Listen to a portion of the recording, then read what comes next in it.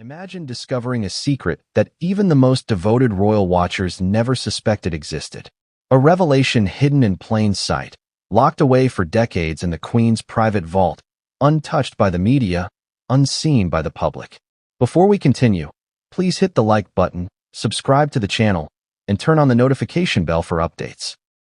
It's the kind of secret that could shake the very foundations of the monarchy, reshape the public's perception of one of the most controversial royal figures in modern history, and leave the world asking, what else were we never told? What if I told you that in her final years, Queen Elizabeth herself wrote a letter about Meghan Markle? A letter that some insiders claim exposed truths about the Duchess of Sussex that she never intended anyone to know. According to sources, this handwritten letter didn't mince words. It allegedly described Meghan as not suited for royal duty and suggested she had ulterior motives from the beginning. Those are not casual criticisms. Those are words that, if true, could explain years of tension, conflicts, and public controversies that have captivated the world. For decades, Queen Elizabeth built a reputation for discretion, dignity, and an almost unshakable composure. Few people dared question her judgment, and fewer still had access to her private thoughts. And yet, behind closed doors, in the quiet solitude of her private study, it seems she may have penned a warning that has remained hidden until now. Why did she write it? Who was it for? And most importantly, what does it tell us about the tumultuous relationship between Meghan Markle and the royal family? The story begins in the vaults of Buckingham Palace, where some of the most sensitive documents in British history are stored. Letters, diaries, and personal notes from monarchs across generations have been kept there, preserved with meticulous care. Each item tells a story, often far different from what the public sees in headlines and tabloids. And now, it appears that among these treasures lies a note, a private confession from the Queen herself. When we think of Meghan Markle, a certain image comes to mind: the glamorous actress, the modern bride, the progressive duchess who challenged centuries of royal tradition. But behind the polished public persona, was there something else? Something the Queen noticed immediately, something subtle but undeniable? Could it be that the late monarch, with her unmatched experience and instinct for character, saw patterns or intentions that the rest of us missed? Royal insiders have long hinted at tensions that were quietly managed behind palace walls. Staff members spoke in whispers about disagreements that were never made public. Courtiers noted moments of friction, protocol being bent, and private concerns that were carefully documented. Yet none of these reports had the gravitas of a handwritten letter from the Queen herself. This wasn't a passing remark or a fleeting complaint. It was a personal assessment, crafted by someone who had spent a lifetime judging character, loyalty, and motives. And this is where the curiosity gap widens. What exactly did she write? Some sources suggest that the Queen's observations were stark, even alarming. She reportedly described Meghan as never truly meant for royal life, and hinted at a pattern of behavior that could destabilize the family she cherished. The letter allegedly details specific incidents, private conversations, and subtle manipulations that the public has never known about. To put it plainly, it paints a picture far removed from the carefully curated image presented in public interviews and social media. Consider the timing. This letter, reportedly written in the final years of Queen Elizabeth's reign, came after Meghan and Harry had already become global figures. They had spoken publicly about their struggles, given interviews, and ignited media firestorms.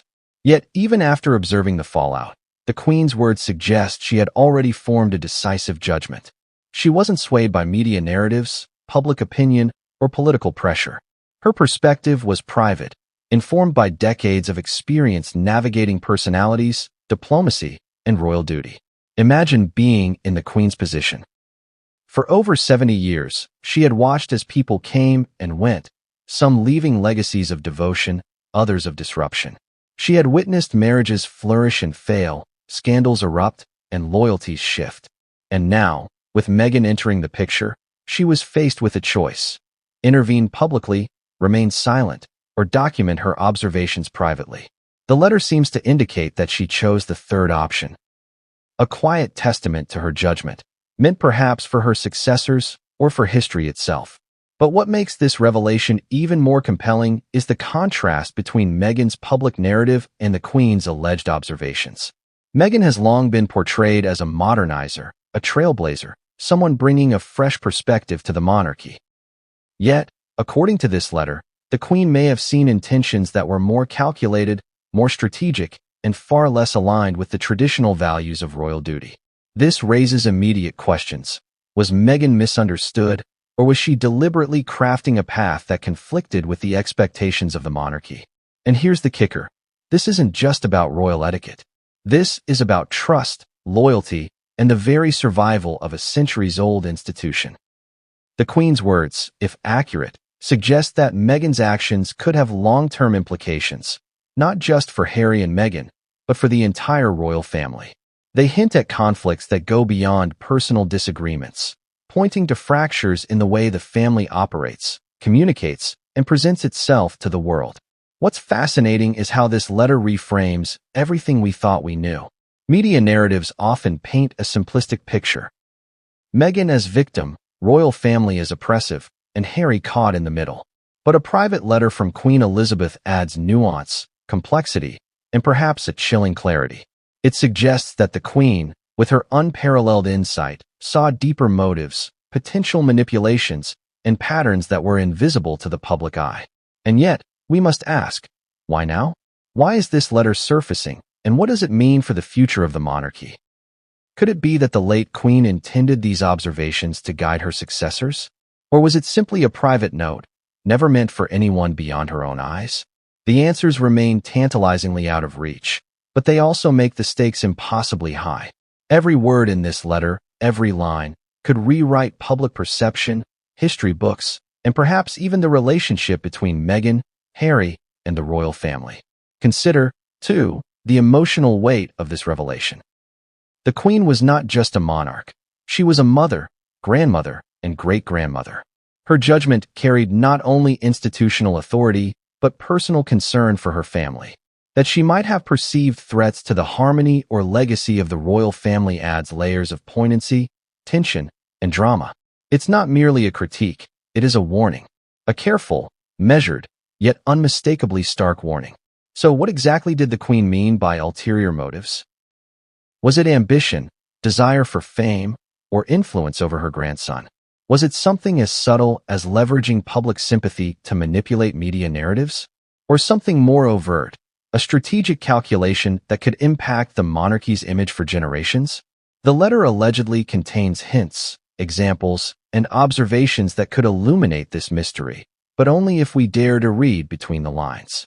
Now, let's pause and reflect for a moment. For decades, the world has debated Meghan's role in the royal family. Interviews, documentaries, biographies, and tabloids have offered a flood of opinions, rumors, and theories. Yet the late Queen's private letter is different.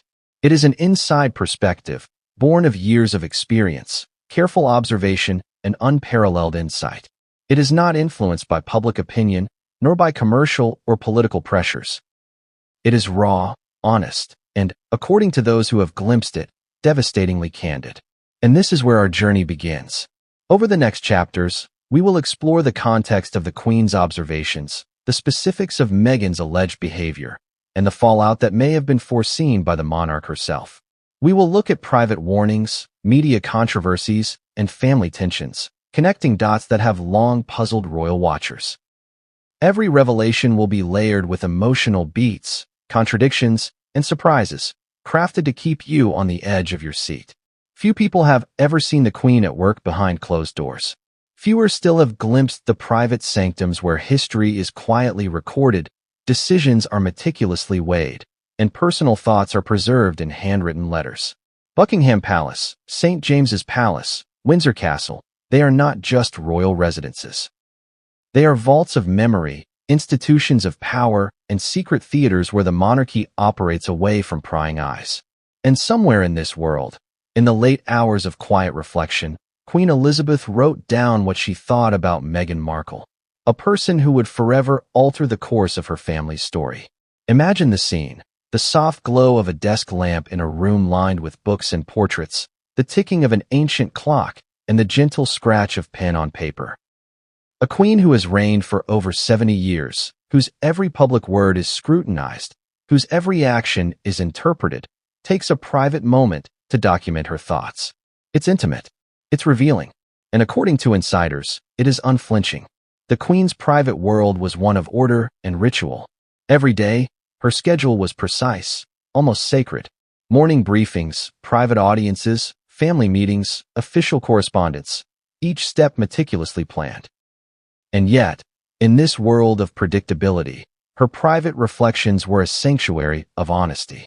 Here, she could write what she truly felt, without spin, without diplomacy, without the polished veneer required by public life.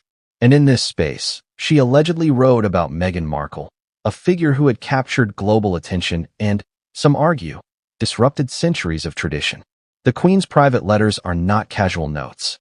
They are historically significant documents. They reveal patterns of thought, judgment of character, and a depth of insight that only comes from a lifetime of experience. Consider the weight of this. A monarch who has navigated world wars, political upheavals, and family scandals, observing the behavior of prime ministers, princes, and princesses, now turning her attention to someone who, in her eyes, may not have been suited for the role they were about to assume. That assessment, when written by Queen Elizabeth, is not trivial. It carries authority, insight, and a kind of quiet finality. Royal insiders have long noted that the Queen was particularly perceptive about people. She could read a room in seconds, gauge a person's intentions, and detect subtle cues that others might miss entirely.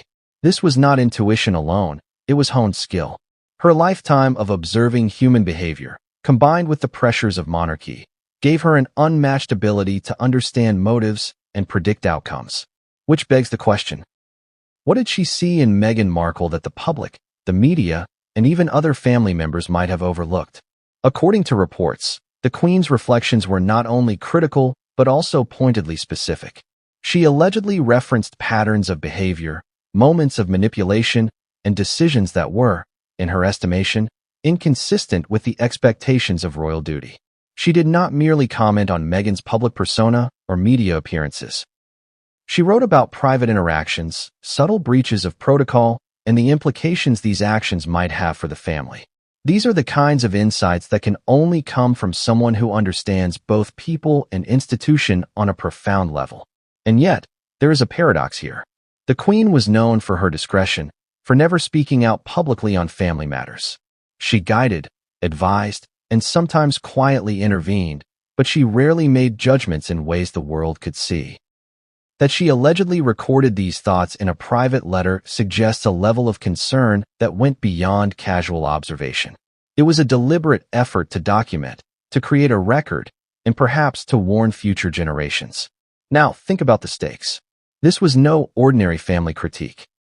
The Queen was considering the future of the monarchy, the integrity of her family, and the potential consequences of someone entering the institution with intentions she believed might be misaligned with its traditions.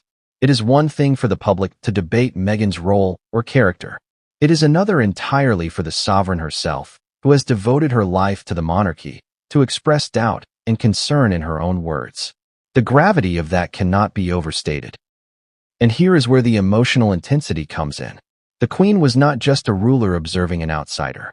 She was a grandmother, a matriarch, someone deeply invested in the welfare of her family. Her letter, as described by sources, is laced with personal disappointment, concern, and perhaps even a sense of betrayal. She recognized the potential for conflict before it became public. She foresaw the challenges that would later erupt into headlines, interviews, and global controversy. Her words were measured, but they carried weight. Every sentence was deliberate, every observation purposeful.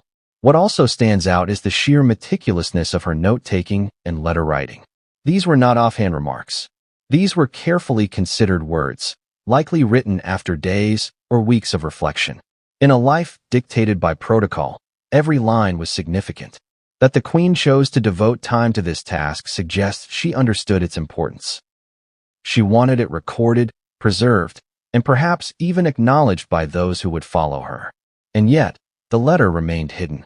It was stored away in a vault, unseen by the public, never referenced in official biographies or news reports. Why? Because the Queen understood the fragility of the institution she served. Publicizing private doubts about a member of the family could have sparked scandal, undermined trust, or created irreparable divisions.